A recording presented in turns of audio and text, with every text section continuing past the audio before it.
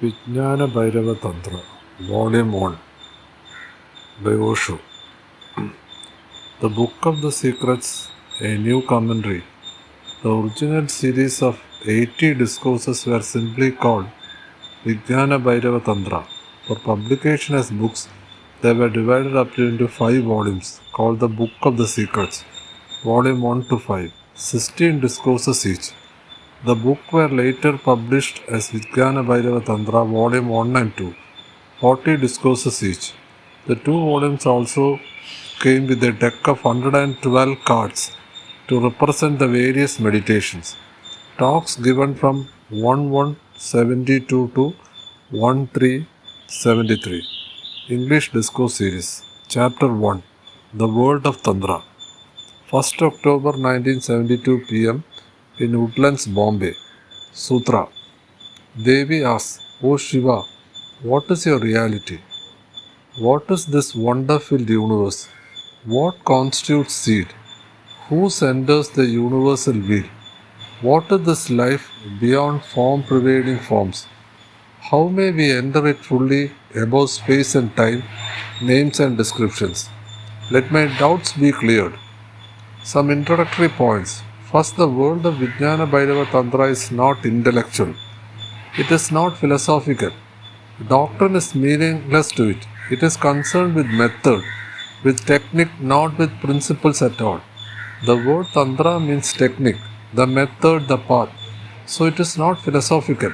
Note this. It is not concerned with intellectual problems and inquiries.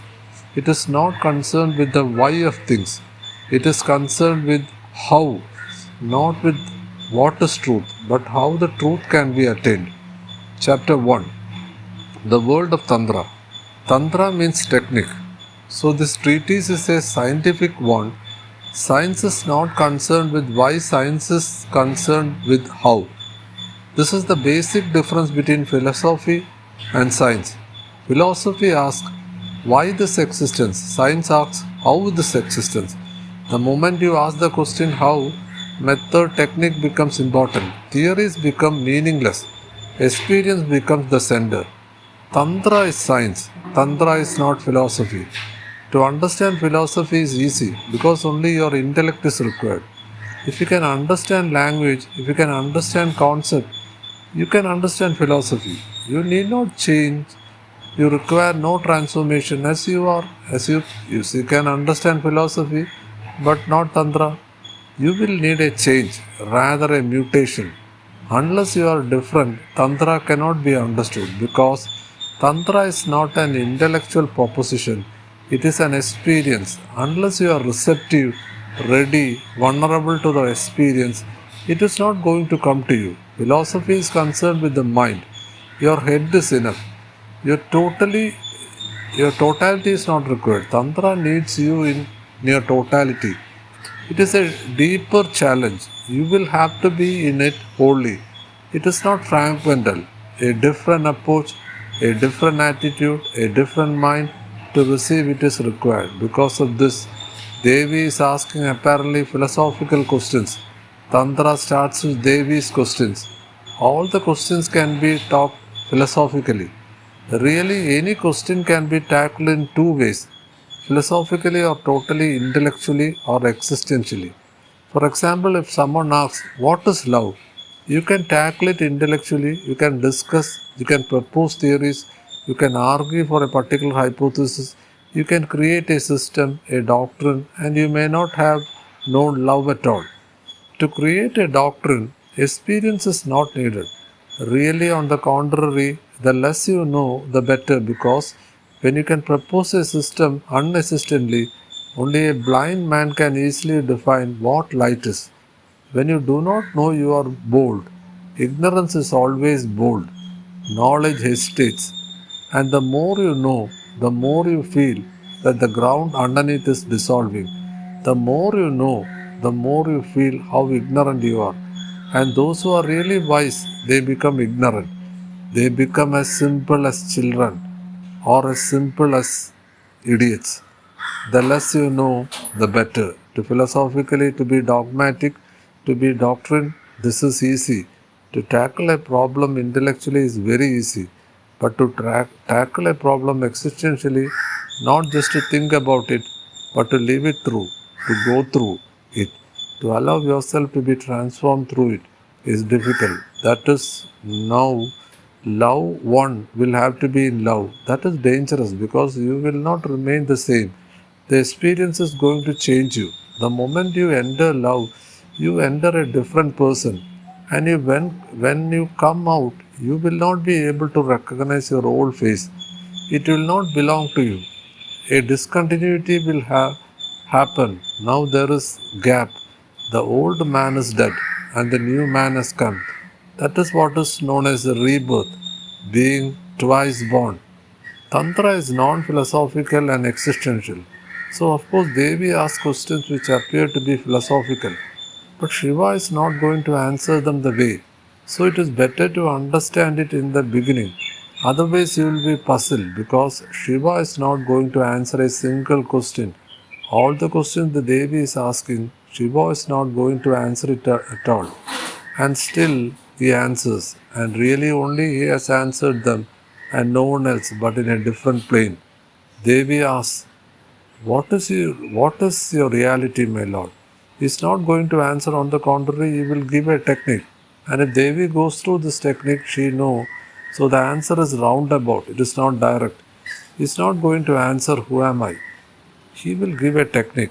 Do it and you will know. For Tantra, doing is knowing. There is no other knowing. Unless you do something, unless you change, unless you have a different perspective to look at, to look with, unless you move in an altogether different dimension than the intellect, there is no answer. Answers can be given. They are all lies. All philosophies are lies. You ask a question and the philosophy gives an answer. It satisfies you or doesn't satisfy you. If it satisfies you, you become a convert to the philosophy, but you remain the same. If it does not satisfy you, go on searching for some other philosophy to be converted to, but you remain the same. You are not touched at all. You are not changed. So whether you are a Hindu or a Mohammedan or a Christian or a Jain, it makes no difference. The real person behind the facade of a Hindu or a Mohammedan or a Christian is the same. Only words differ or clothes. The man who is going to the church or to the temple or to the mosque is the same man. Only faces differ, and they are faces which are false. They are masks. Behind the mask you will find the same man, the same anger, the same aggression, the same violence, the same greed, the same lust, everything the same. Is Mohammedan sexuality different from Hindu sexuality?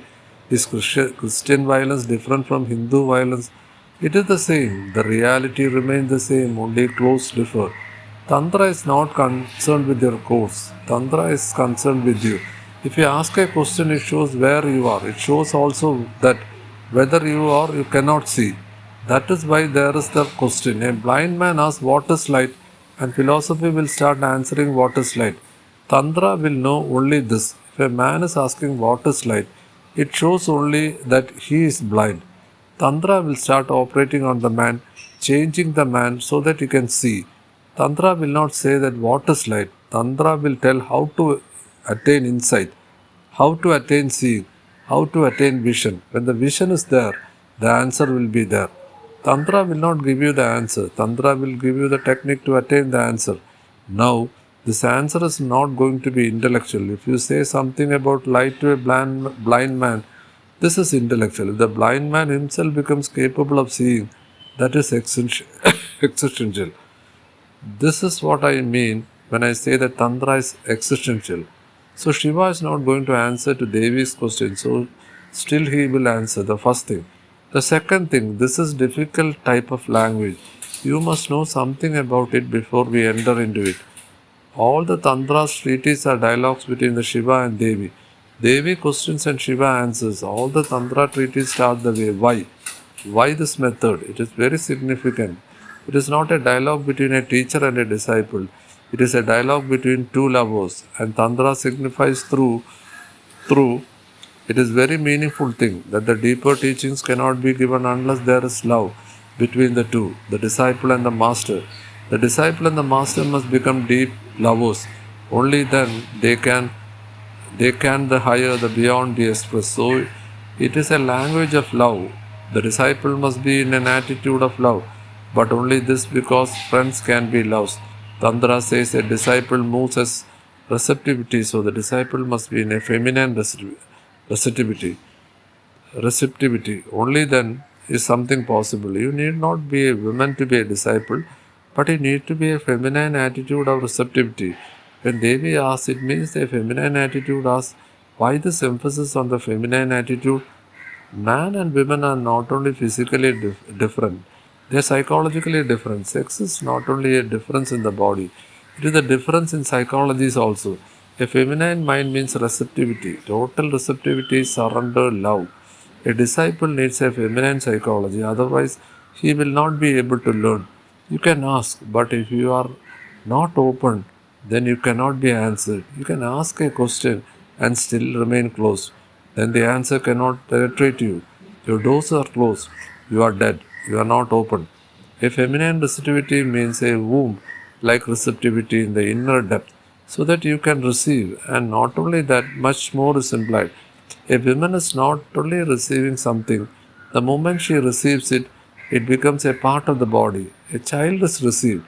A woman conceives. The moment there is conception, the child has become part of the feminine body. It is not alien, it is not foreign. It has been absorbed. Now the child will live not as something added to the mother, but just as a part, just as the mother. And the child is not only received, the feminine body becomes creative, the child begins to grow. A disciple needs a womb like receptivity. Whatever is received is not to be gathered as dead knowledge. It must grow in you, it must become blood and bone in you. It must become a part now. It must grow. This growth will change you, will transform you, the receiver. That is why Tantra uses this device. Every treatise starts with the Devi asking a question and Shiva replying to it. Devi is Shiva's consort, his feminine part. One thing more, now modern psychology, depth psychology particularly says that man is both man and woman. No one is just male and no one is just female. Everyone is bisexual. Both sexes are there. There is very recent research in the West, but for Tantra, this has been one of the most basic concepts for thousands of years. You must have seen some pictures of Shiva as Ardhanarishwara, half man, half woman. There is no other concept like this in the world history of man. Shiva is depicted as a half man, half woman. So Devi is not just a consort, she is Shiva's other half. And unless a disciple becomes the other half of the master, it is impossible to convey the higher technique, the esoteric method. When you become one with there is no doubt. When you are one with the master, so totally deeply one, there is no argument, no logic, no reason. One simply absorbs, one becomes a womb, and then the teaching begins to grow you in you and change you. That is why Tantra is written in love language. Something must also be understood about love language. There are two types of language, logical language and love language. There are basic difference between the two. Logical language is aggressive, argumentative, violent. If I use logical language, I become aggressive upon your mind. I try to convince you, to convert you, to make a puppet of you. My argument is right and you are wrong. Logically, language is egocentric. I am right, you are wrong. So I must prove that I am right and you are wrong. I am not concerned with you. I am not concerned with my ego. My ego is always right. Love language is totally different. I am not concerned with my ego. I am concerned with you. I am not concerned to prove something to strengthen my ego. I am concerned to help you. It is a compassion to help you to grow, to help you to transform, to help you to reborn. Secondly, logic will always be intellectual. Concept and principles will be significant. Arguments will be significant. With love language, what is said is not so significant. Rather, it is the way it is said. The container, the word is not important. The content, the message is more important. It is a heart-to-heart talk, not a mind-to-mind discussion. It is not a debate. It is a commune. So this is a rare. Devi is sitting in the lap of Shiva and asking, and Shiva answers. It is love dialogue, no conflict, as if Shiva is speaking to himself. Why this emphasis on love, love language? Because if you are in love with your master, then the whole gesture changes. It becomes different.